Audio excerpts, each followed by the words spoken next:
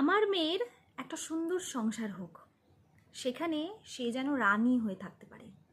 তার মনের মতো রান্না যেন সে প্রতিদিন করতে পারে। জামাই যেন তার মাসের বেতনটা আমার মেয়ের হাতেই এসে তুলে দেয়। আমি যেন সেখানে গিয়ে পায়ের ওপর পা তুলে বসে সুখ ভোগ করতে পারি। নাতি নাতনি নিয়ে আনন্দে হাসাহাসি করে দিন পার করতে পারি। প্রত্যেকটা মা কিন্তু চায় সেটা। কিন্তু সেই মায়েরই যখন ছেলের বিয়ে হয়, তখন সেই সুবিধাগুলো তার ছেলের বউকে দিতে সে একদম রাজি নয়। কেন বলুন তো? কেন এত সমস্যা শাশুড়ি মা? কিসের জন্য আপনারা এগুলো করেন বলুন তো? আপনিও তো একটা বাড়ির মেয়ে ছিলেন কখনো, তারপরে বউ হয়েছেন, তারপরে মা হয়েছেন, তারপর না শাশুড়ি।